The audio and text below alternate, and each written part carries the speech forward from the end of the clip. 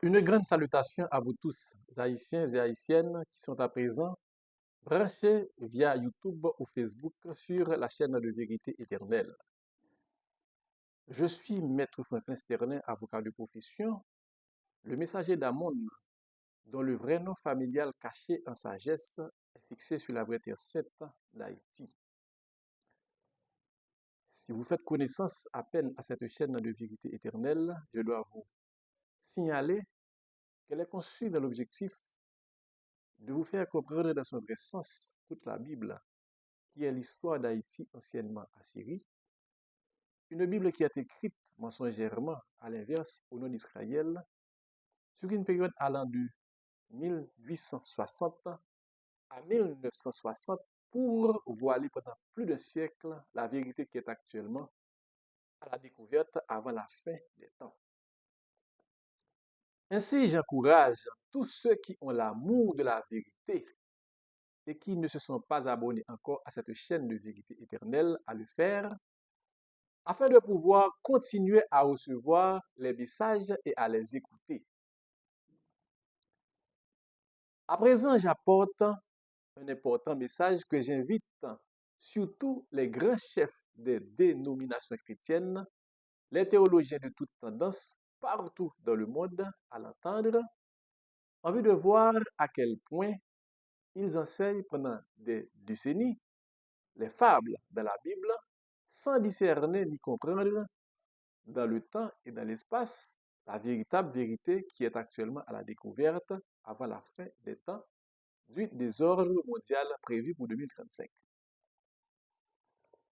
Le nouveau message que j'ai pour vous a pour titre le nom d'Abraham, changé en celui d'Abraham, à savoir l'épiscopat des États-Unis en Haïti étendu depuis 1884 dans le monde. Un message qui est tiré du chapitre 17 du livre de Genèse de la Bible. En effet, le verset premier du chapitre 17 du livre de Genèse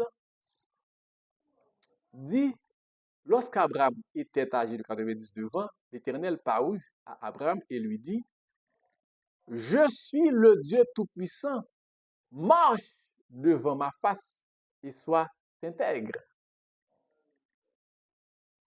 On rappelle, Abraham, comme nom métaphorique, est la figure du pays des États-Unis né en 1785.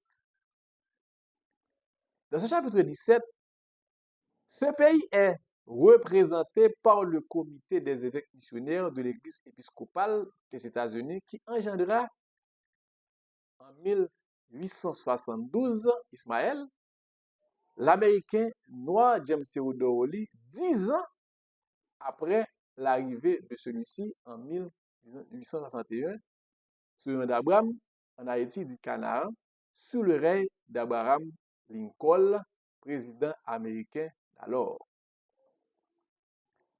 Raleigh fut consacré en 1874 au titre de premier évêque noir épiscopal haïtien par naturalisation sous le nom d'Ismaël comme fils d'Abraham. Eh bien, dans le cadre des missions étrangères épiscopales des États-Unis, Haïti, dit Canaan, est le premier et le plus grand diocèse ou épiscopat depuis le temps d'Oli comme premier évêque étranger avec ses 89 717 membres recensés en 2018. L'âge de 99 ans des États-Unis comme pays père de la religion épiscopalienne tomba en 1884, une année historique pour ce pays dans sa politique religieuse dans le monde. En effet, les États-Unis prenaient part cette année-là à la conférence de Berlin en Allemagne, une conférence ayant réuni 14 pays européens de novembre 1884 à février 1885 au fin de décider du partage de l'Afrique à partir des fleuves du Congo en Afrique centrale et du Niger à l'occident de ce continent aux fins de commerce. En matière de partage territorial entre les 14 pays lors de cette conférence, Haïti, malgré sa présence en Occident de l'Amérique depuis après son exil en 2035, du milieu de l'Orient entre l'Inde et l'Afrique, ce territoire reste la tête de ces deux grands continents lors, disons mieux, la tête de ces deux grands continents.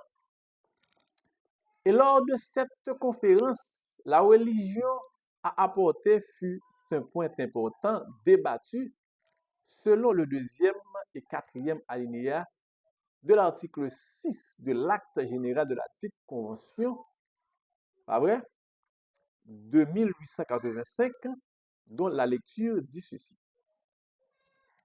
Elles, en parlant des 14 puissances européennes, protégeront et favoriseront sans distinction de nationalité ni de culte toutes les institutions et entreprises religieuses, scientifiques ou charitables créées et organisées à cette fin ou tendant à instruire les indigènes et à leur faire comprendre et apprécier les avantages de la civilisation.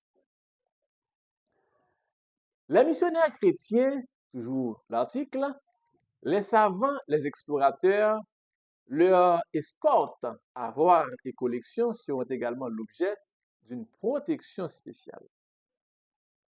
Et la liberté de conscience et la tolérance religieuse sont expressément garanties aux indigènes comme aux nationaux et aux étrangers.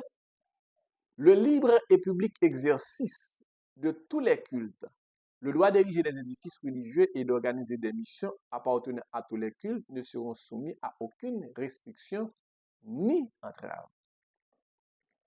C'est donc le contenu de l'article 6 de l'acte général lors de la conférence de Berlin en 1885. Donc, à compter du partage du continent africain, les religions et les étrangères implantés dans ce continent ont constitué en échange un apport de nouvelles civilisations par les 14 pays européens.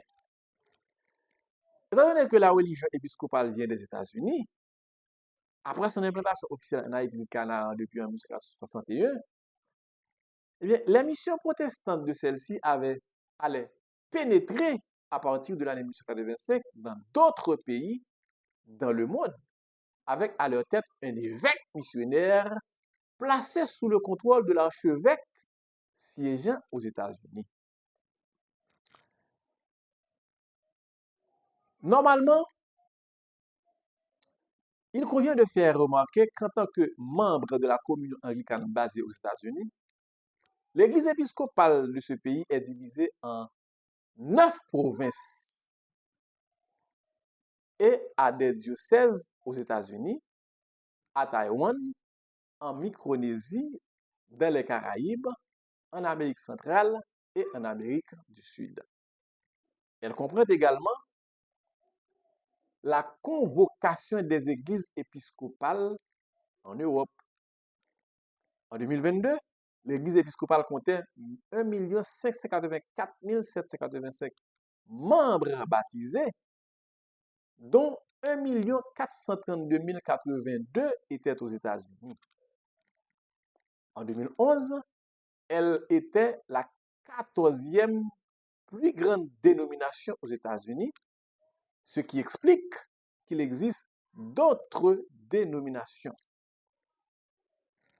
Dans les prochains vidéos messages, vous saurez le rôle joué dans la Bible comme étant d'autres femmes d'Abraham. Suivant le verset 1er du chapitre 17 du livre de Genèse qui domine le présent message, l'Éternel parut à Abraham, à savoir le comité des évêques missionnaires de l'Église épiscopale des États-Unis, dont fit partie Oli, qui devint Ismaël, à titre d'évêque haïtien, fils d'Abraham, c'est-à-dire de ce comité en 1874. En général, qui est l'Éternel qui exigea l'intégrité à Abraham, à savoir ce comité?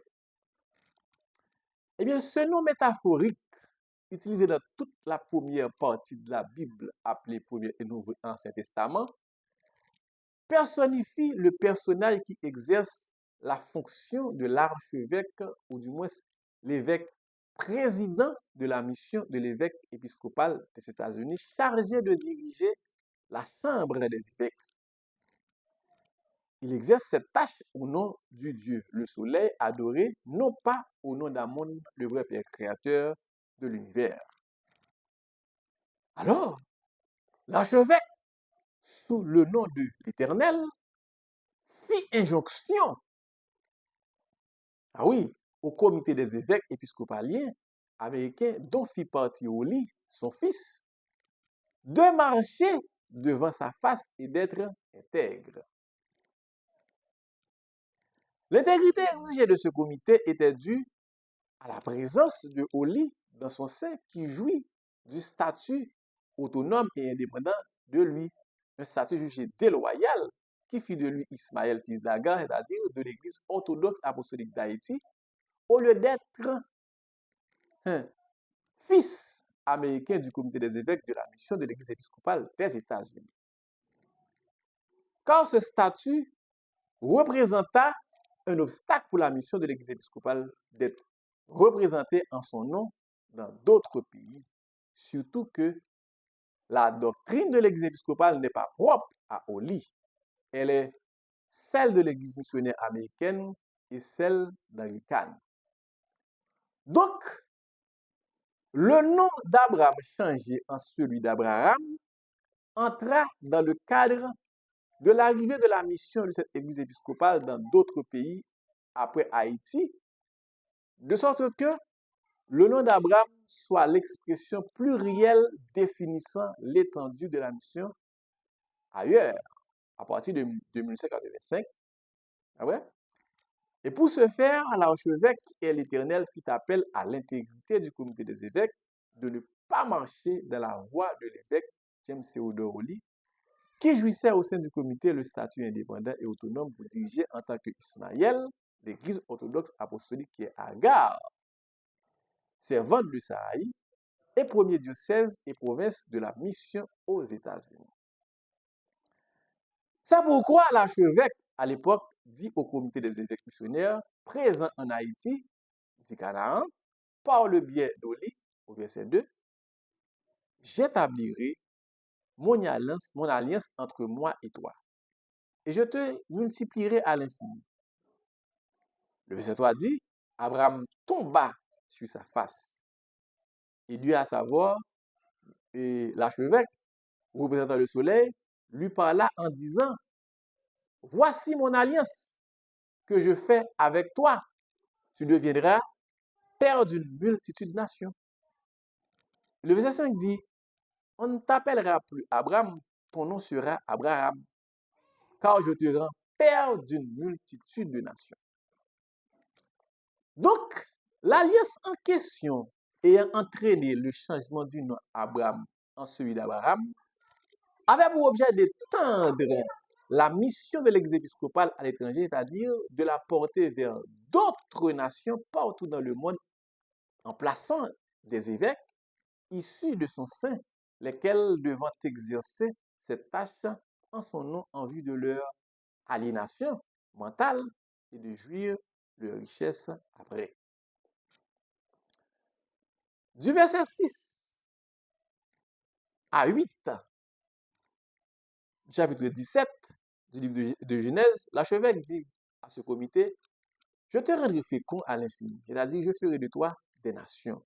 Et des rois, c'est-à-dire des évêques, sortiront de toi sans doute dans d'autres pays. Au verset 7, j'établirai mon alliance entre moi et toi et tes descendants après toi selon leur génération. Ce sera une alliance perpétuelle en vertu de laquelle je serai ton Dieu et celui de ta postérité après toi. Je te donnerai et à tes descendants après toi le pays que tu habites déjà comme étranger, à savoir Haïti, le Canaan et tout le pays du Canaan, c'est-à-dire le territoire des États-Unis en position perpétuelle, et je serai leur Dieu, celui à qui les évêques missionnaires devront obéir. Maintenant, pour le respect de cette alliance, la circoncision comme sacrifice fut son objet. C'est dans cet ordre d'idées que le concept circoncision est institué. Alors, la circoncision est instituée, laquelle fait l'objet du sous-titre du chapitre 17 du livre de Genèse à partir du verset 9. En effet, l'Éternel, qui est l'archevêque de la mission, dit à Abraham, le groupe des évêques, toi, tu garderas mon alliance, toi et tes descendants après toi, selon leur génération. Au verset 10, il dit, c'est ici mon alliance que vous garderez entre moi et vous et ta postérité après toi. Tout mal parmi vous sera circoncis. La circoncision, par définition, est au sens figuré, au lieu d'être littéralement l'acte médical qui consiste à enlever le prépuce, la peau, pas vrai, d'empêchement sexuel qui recouvre le grand pénis, une opération qui ne fut pas vraiment sur le plan religieux pratiquée dans le soi-disant judaïsme ancien.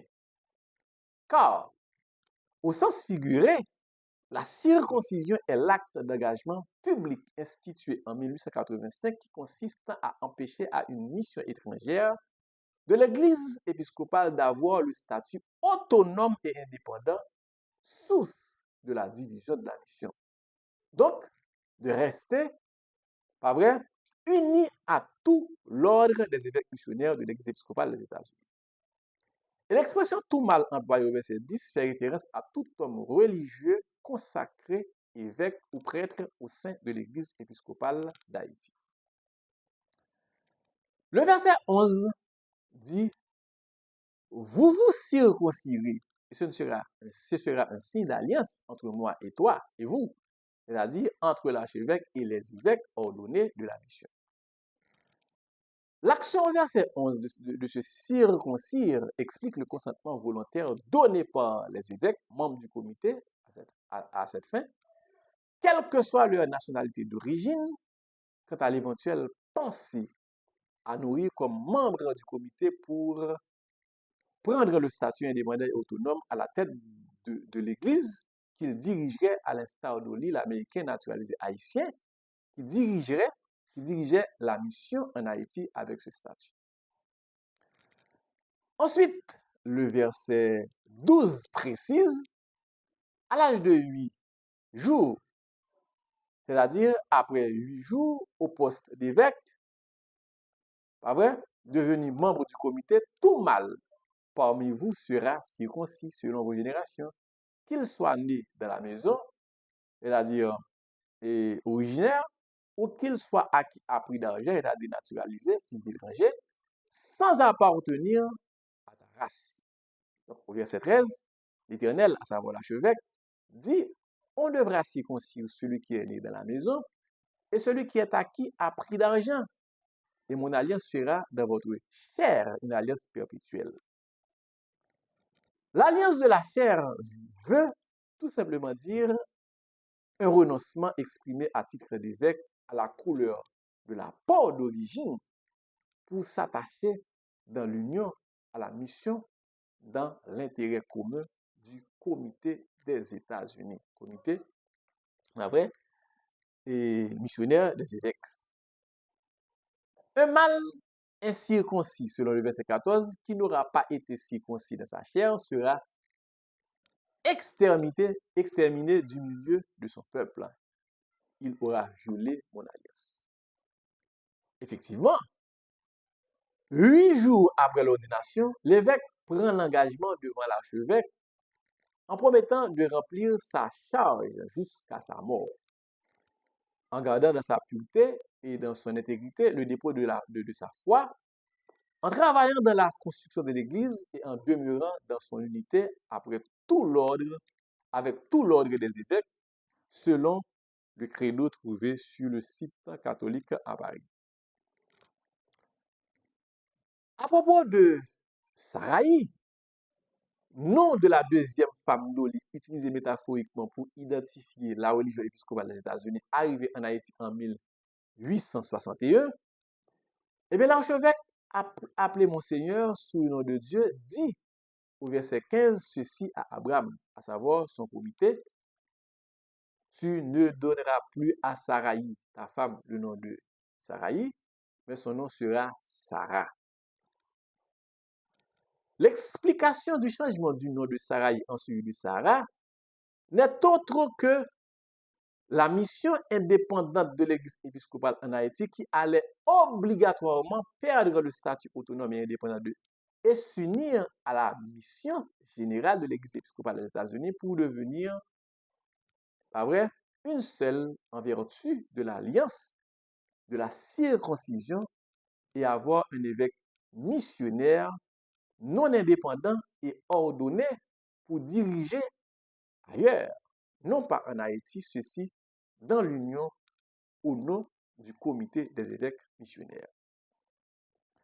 C'est ainsi qu'au verset 16, l'archevêque qui est l'Éternel dit, je la bénirai, à savoir la mission de l'Église d'Haïti, unie et soumise à sa source aux États-Unis, et je te donnerai d'elle un fils.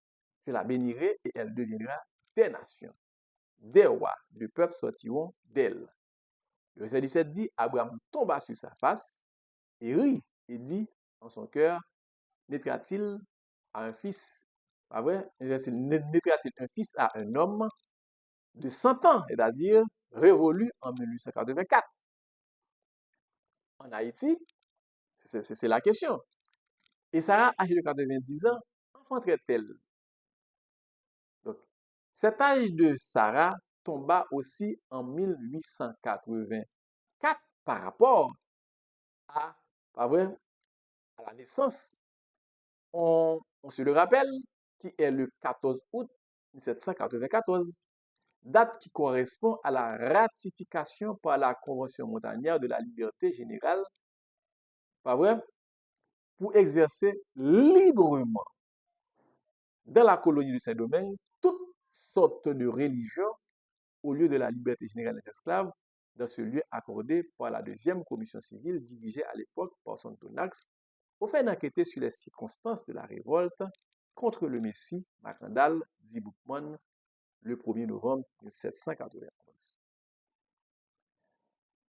C'est dans ce contexte, le verset 18 précise, qu'Abraham, qui est le comité des évêques, dit à Dieu, l'archevêque, oh, qu'Ismaël vive devant ma face.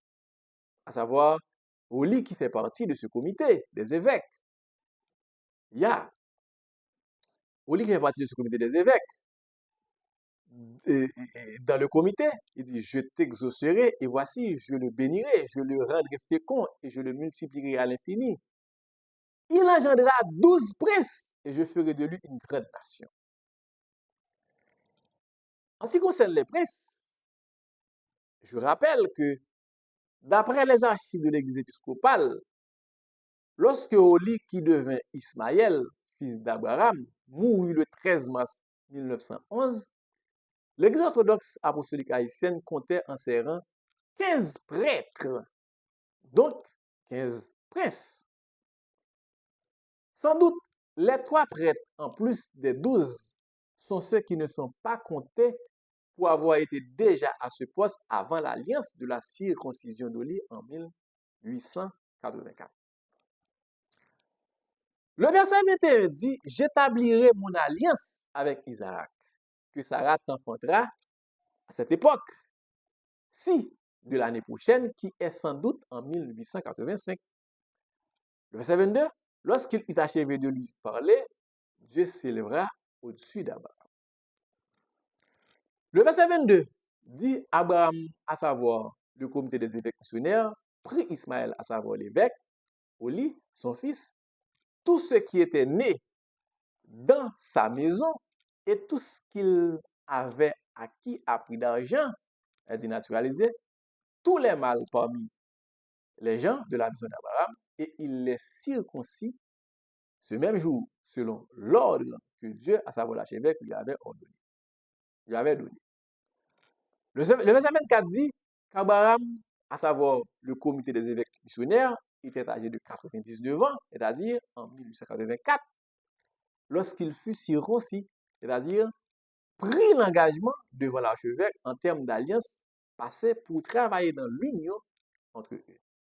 Le verset 22 dit, Ismaël était âgé de 13 ans lorsqu'il fut circoncis, c'est-à-dire de 1871, lorsque James Theodore Lee fut proposé comme évêque missionnaire par Arthur Cox, l'évêque de New York, envoyé en mission en Haïti en 1884. Donc le verset 26 dit, ce même jour, Abraham fut circoncis, ainsi qu'Ismaël son fils. Le verset 27 dit, et tous les gens de la maison, ou à qui a pris d'argent, les étrangers furent circoncis avec lui. En attendant de révéler le personnage Isaac dans le prochain message,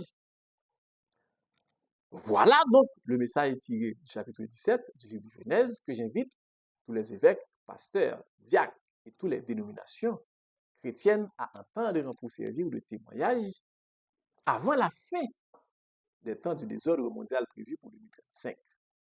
Car la Bible, telle qu'elle est enseignée, est un instrument qui mène le monde à la perdition, et car à travers ce livre de Genèse, elle est l'histoire religieuse récente de 1860 à 1960, une histoire voilée de la terre d'Haïti, anciennement Assyrie, non pas l'histoire d'Israël. Donc merci et à la prochaine pour une autre vidéo.